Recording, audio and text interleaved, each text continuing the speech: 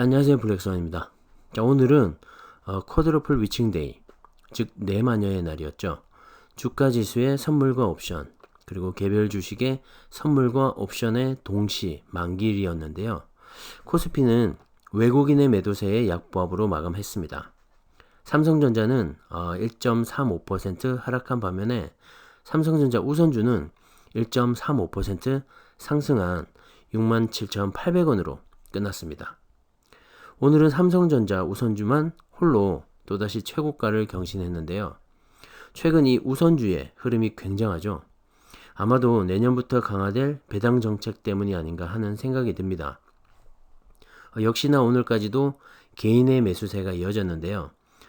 정말 연말을 지나 내년 초까지 상승하는 산타 랠리를 이어가게 될지 기분 좋게 함께 지켜보시죠. 자, 이렇게 삼성전자와 코스피가 최근 날아가고 있는데요. 미국의 글로벌 투자은행이죠. JP모건에서 내년에 코스피가 3,200포인트까지 간다라는 전망 보고서를 발표했습니다. 사실 국내 여러 증권사에서는 내년도 코스피를 3,000이나 그 이상도 제시했었지만 이렇게 권위 있는 글로벌 투자은행에서는 처음 나온 정말 과감한 전망치인데요. 그렇게 되면 현재 지수보다 18% 이상 상승할 수 있다는 말인데, 그 말인즉슨 삼성전자 역시 코스피의 대장주로서 그 이상을 갈 수 있다는 말이겠죠. 자, 그 내용을 한번 살펴보겠습니다. 자, JP모건은 내년 국내 상장 기업의 총 영업이익은 56%, 순이익은 53%나 증가하고 반도체 호황기 때와는 달리 거의 모든 부분에서 균형 잡힌 성장세를 보일 것이라고 추정했습니다. 자, 이 말은 우리나라를 대표하는 이 반도체와 관련된 주식들 뿐만 아니라 거의 모든 섹터에서 주가 상승이 일어날 거라는 겁니다. 자, 하지만 삼성전자와 SK하이닉스는 특히나 이 MSCI 한국 지수에서 25%의 비중을 차지할 것으로 예상을 했는데요. 주주 환원 정책 강화, ESG 중요성 부각, 사회이사의 독립성 확대를 통한 지배구조 개선 등으로 그동안 저평가 요인으로 작용했던 부분들을 해소할 것이라고 했습니다. 아무래도 최근 삼성전자의 내년부터 강화될 이 배당 정책과 현재에도 진행 중인 삼성의 지배구조 개선 노력 등이 주가 상승의 요인으로 반영이 될 것 같습니다. 자, 그리고 또 다른 증시 상승 요인으로 정부의 주택시장 규제로 인한 자금이 주식시장으로 유입되고 있다는 점도 부각을 했는데요. 자, 이 부분은 우리가 이미 체감을 하고 있는 것 같기도 합니다. 부동산 규제로 인해 갈 곳을 잃은 이 시중의 돈들이 주식시장으로 몰려들고 있긴 하죠. 저금리 정책 또한 한몫을 하고 있고요. 그래서 최근 영끌, 비투라는 말들까지 나온 거겠죠. 자, 아무튼 투자는 신중하게 각자의 판단에 맞게 하시는 걸 추천드립니다. 자, 그리고 코로나19 백신 보급, K 콘텐츠의 글로벌 입지 확대, 전자상거래의 구조적 성장 등도 한국 증시 상승의 요인으로 꼽았습니다.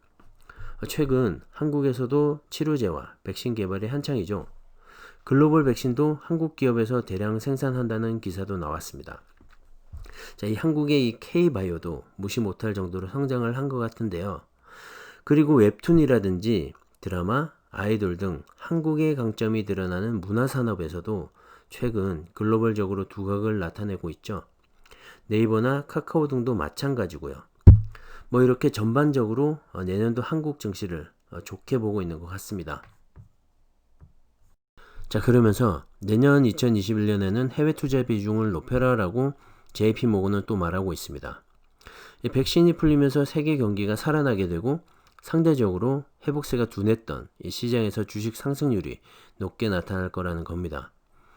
자, 지난 3월 이후로 미국 증시, 특히 미국의 기술주 중심인 나스닥 지수, 정말 미친 상승을 보여줬었는데요. 물론 한국을 비롯한 중국, 인도 등 일부 신흥국 시장도 어느 정도 상승을 했습니다. 자, 하지만 나머지 유럽과 일본, 그리고 아시아를 제외한 지역에서는 그만큼 주가가 오르지 못했죠. 사실 그 면면을 살펴보면 코로나로 인해서 가상세계 관련 기술, 통신, 전자상거래 업종 위주의 미국과 중국, 한국 등의 시장은 그나마 만회를 하고도 좀 더 오르고 있죠. 하지만 경기 민감주들, 특히 금융, 산업, 재료, 에너지, 소비재 등과 같은 업종에 더 많이 의존하고 있는 유럽과 일본 그리고 그 외 지역에서는 아직까지 주가가 크게 상승하지 못했습니다. 극단적으로 기술주가 연초 대비 33% 오르는 동안 은행주는 같은 기간 40% 하락하기도 했으니까요. 하지만 지난 11월 백신 개발 소식 이후로 그동안 오르지 못했던 유럽과 일본 등의 주가도 급등을 했었는데요. 백신이 개발되면서 소비가 살아나고 전체적인 경기가 나아질 거라는 기대감 때문입니다.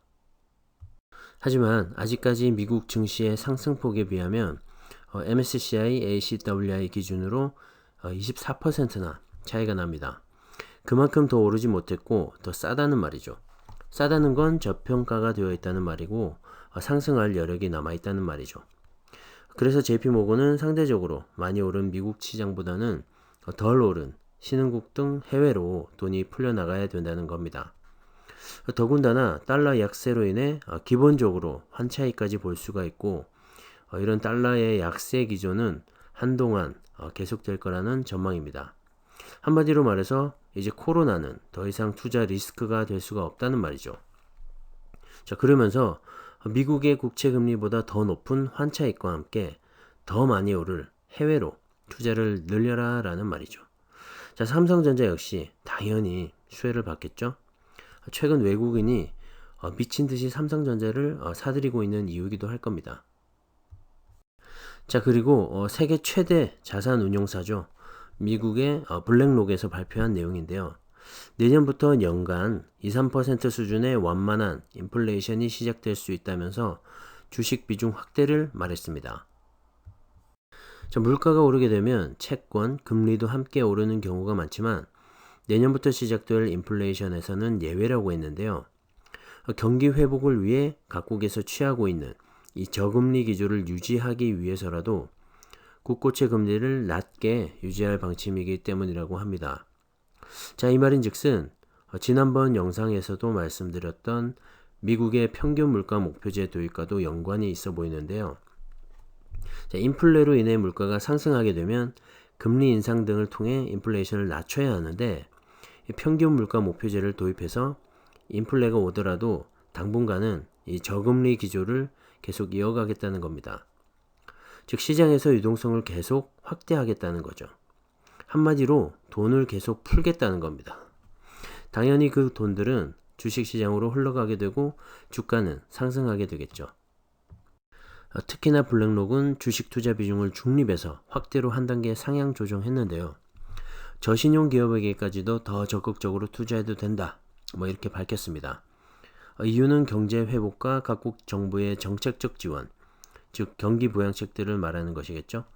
자, 이런 정책들이 투자에서의 리스크, 위험성을 낮출 것으로 기대가 되기 때문이라고 합니다. 자, 미국과 신흥국에 대한 투자 확대도 언급을 했는데 큰 그림에서 보면 JP모건과도 같은 맥락인 것 같습니다. 자, 최근 외국인의 매수세가 강하게 일어나는 이유가 바로 이 때문인 것 같습니다. 사실 이미 반영이 된 거죠. 내년도 시장 전망이지만 시장에서는 이미 시작이 됐습니다. 제 생각이지만 전 세계적인 유동성 장세, 즉 저금리로 돈을 풀어서 이 돈으로 증시와 경제를 밀어올리는 상황이 계속되는 동안에는 증시는 당분간 상승할 것 같습니다. 한국에서는 1등주 삼성전자가 있죠. 물론 글로벌에서도 밀리지 않는 정말 최고의 기업입니다.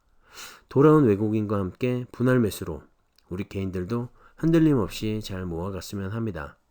오늘은 여기까지 하겠습니다. 감사합니다.